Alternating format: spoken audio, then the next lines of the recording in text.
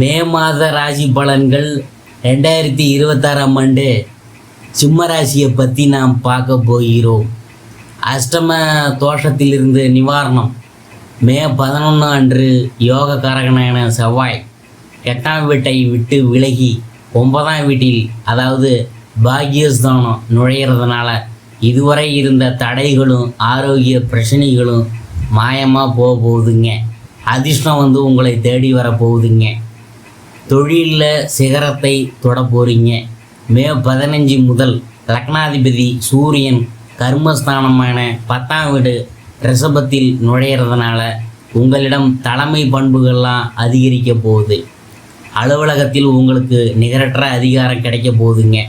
பொருளாதார லாபங்கள் லாபஸ்தானத்தில், அதாவது 11ஆம் வீடு குரு மற்றும் சுக்கிரன் சேர்க்கை வியாபாரம் மற்றும் நிதித்துறைகளில் அற்புதமான லாபங்கள்லாம் வழங்கி உங்கள் ஆசைகளை எல்லாம் நிறைவேற்றுவாங்க. சிம்ம ராசிக்காரங்களுக்கு மே 2026 மிகவும் உற்சாகமான மற்றும் மகிழ்ச்சியான மாதமாகும். அஷ்டமஸ்தானத்தில் 8ஆம் வீடு சஞ்சரிக்கும் சனியால் நீங்கள் சந்தித்து வரும் உடல் மற்றும் மன அழுத்தங்கள் இந்த மாதத்தில் பெருமளவு குறைய போகுதுங்க. குறிப்பாக மே 11ஆம் தேதி அன்று பாக்கியாதிபதி செவ்வாய் தனது சொந்த வீடான மேஷத்தில் நுழைவதும், அதன் பிற்பாடு மே 15 அன்று உங்கள் ராசியாதிபதி சூரியன் தசமஸ்தானத்தில் 10ஆம் வீடு திக்பலம் பெறுவதும் உங்களை வெற்றி பாதையில் நடத்தும். மாத முற்பகுதியில் சற்று கவனமாக இருக்க வேண்டியது இருந்தாலும் பிற்பாதியில் அனைத்தும் உங்களுக்கு சாதகமாக அமையும். விறுவிறுப்பான தொழில் மற்றும் உத்தியோகம் சிம்மராசிக்காரங்களுக்கு இந்த மாதம் தொழிலில் அதிசயங்களை உருவாக்கும். மாத முற்பாதியில் லக்னாதிபதி சூரியன் 9ஆம் வீட்டில் உச்சம் பெற்றிருந்தால் அதிர்ஷ்டம் உங்கள் பக்கம் இருக்கும். எனினும் 8ஆம் வீட்டில் சனி இருக்கிறதுனால சக ஊழியர்களுடன் இருந்து சிறிய அளவில் பொறாமை ஏற்படலாம்.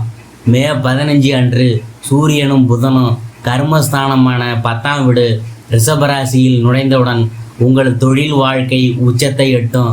10ஆம் வீட்டில் சூரியன் திக்பலத்தை பெறுகிறார். இதனால் உங்கள் தலைமை பண்புகள் அதிகரிக்கும். மேலதிகாரிகள் உங்கள் செயல்திறன் கண்டு வியப்பாங்க. அரசு ஊழியர்கள் அல்லது அரசு ஒப்பந்தங்கள் கான்ட்ராக்ட்ஸ் எடுக்கிறவங்களுக்கு இது ஒரு பொற்காலம்தான். உங்களுக்கு வரவேண்டிய பதவி உயர்வுகள், ப்ரொமோஷன் அல்லது பணியிட மாற்றங்கள், டிரான்ஸ்ஃபர்ஸ் இந்த நேரத்தில் தடையுமின்றி கிடைக்குமுங்க. வியாபாரம் மற்றும் சுய தொழில் சப்தமஸ்தானத்தில் வியாபாரஸ்தானம், அதாவது ராகு இருக்கிறதுனால சப்தமாதிபதி சனி அஷ்டமத்தில் இருக்கிறதுனால வியாபார கூட்டாண்மையில் பார்ட்னர்ஷிப் சற்று கவனம் தேவை. புதிய கூட்டாளிகளை உடனடியாக நம்ப வேணாம். எனினும் வியாபார லாபங்களை பொறுத்தவரை உங்களுக்கு நிகர் யாரும் இல்லை. மே 14 அன்று கர்மாதிபதி 10ஆம் அதிபதி சுக்கிரன் லாபஸ்தானமான 11ஆம் வீடு மிதுனத்தில் நுழைந்து வியாபார காரகனான குருவுடன் இணைவார். இந்த சேர்க்கை உங்கள் வாடிக்கையாளர்களின் கஸ்டமர் பேஸ் எண்ணிக்கையை அபரிதமாக அதிகரிக்கும். புதிய முதலீடுகள் செய்கிறதுக்கும் வியாபாரத்தை விரிவுபடுத்துறதுக்கும் மாத பிற்பகுதி மிக சிறந்த நேரமாகும். நிதி நிலைமை மற்றும் பணலாபம் பொருளாதார ஸ்திரத்தன்மைக்கு இந்த மாதம் ஒரு சிறந்த எடுத்துக்காட்டு. லாபஸ்தானத்தில் 11ஆம் வீடு குரு பகவான் இருக்கிறதுனால பணவரவு சீராக இருக்கும். இதனுடன் மே 14 முதல் சுக்கிரனும் லாபஸ்தானத்திற்கு வருவதால் தனம் மற்றும் லாபஸ்தான அதிபதியான புதன், சுக்கிரன், குரு ஆகிய கிரகங்களின் அனுகிரகம் உங்களுக்கு முழுமையாக கிடைக்கும். பங்கு சந்தை, ஷேர் மார்க்கெட், கமிஷன் வியாபாரங்கள் மற்றும் கலைத்துறை மூலம் சிறப்பான லாபங்களை அடைவீங்க. பழைய கடன்களை அடைத்து நிதி சுதந்திரத்தை பெறுவீங்க. ஆரோக்கியம் மற்றும் நல்வாழ்வு. மாதத்தின் முதல் 10 நாட்கள் ஆரோக்கிய விஷயத்தில் மிகவும் கவனமாக இருக்க வேணும். 8ஆம் வீட்டில் செவ்வாய் சனி சேர்க்கையால் வாகனம் ஓட்டும்போது விபத்துகள் அல்லது தசை வலிகள் வர வாய்ப்பு இருக்குது. அதனால் பார்த்து ஜாக்கிரதையாக போகணும். ஆனால் மே 11 அன்று செவ்வாய் அஷ்டமஸ்தானத்தை விட்டு 9ஆம் வீட்டிற்கு செல்வதால் உங்கள் மீது இருந்த கண்ணுக்கு தெரியாத பாரம்லாம் விலக போகுது. உடல் வலிமையும் சுறுசுறுப்பும் கூடும். லக்கணத்தில் உள்ள கேதுவால் அவ்வப்போது தனிமையை விரும்புவீங்க. ஆன்மீக பாதையில் மனம் மகிழ்ச்சியை நாடும். காலையில் உடற்பயிற்சி செய்வது உங்கள் உடல் மற்றும் மனநலனுக்கு மிகவும் நல்லது. குடும்பம் மற்றும் தனிப்பட்ட உறவுகள் சப்தமஸ்தானத்தில் உள்ள ராகுவால வாழ்க்கை துணையுடன் சிறு சிறு தவறான புரிதல்கள் வரலாம். எனவே வாக்குவாதங்களை தவிர்ப்பது நல்லது.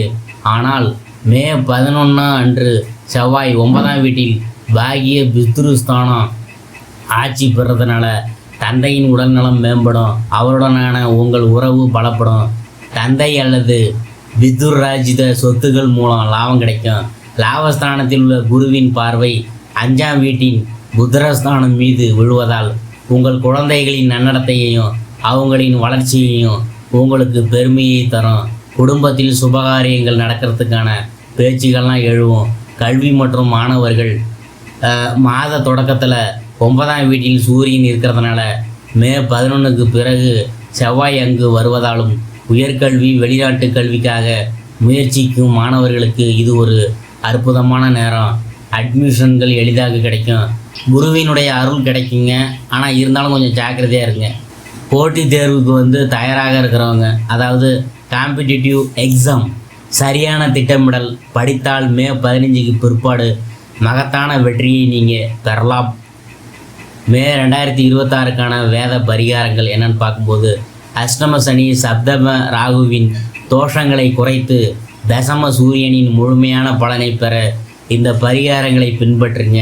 சிவ வழிபாடு அஷ்டம சனி மற்றும் லக்ன கேதுவால் ஏற்படும் மனக்கவலைகளை போக்க ஒவ்வொரு சனிக்கிழமையும் சிவாலயத்தில் நல்லெண்ணெய் தீபம் ஏற்றி சிவ பஞ்சாட்சர மந்திரத்தை ஜபியுங்கள். சூரிய நமஸ்காரம் மே 15 முதல் சூரியன் மிகவும் சக்தி வாய்ந்த தசமஸ்தானத்திற்கு வருவதால் சூரியோதயத்தின் போது ஆதித்ய ஹிருதயம் படித்து சூரிய நமஸ்காரம் செய்கிறது உங்கள் தொழில் வாழ்க்கையை உயர்ந்த சிகரத்திற்கு கொண்டு செல்லும். பறவை விலங்குகளுக்கு உணவு, திருமண வாழ்க்கையில் ராகுவால் ஏற்படும் பிரச்சனைகளை தவிர்க்க பறவைகளுக்கு தானியங்கள், தெருநாய்களுக்கு பிஸ்கட்டு வழங்குங்க. இது உங்கள் திருமண வாழ்க்கையில் ஒரு அமைதியை தரும்.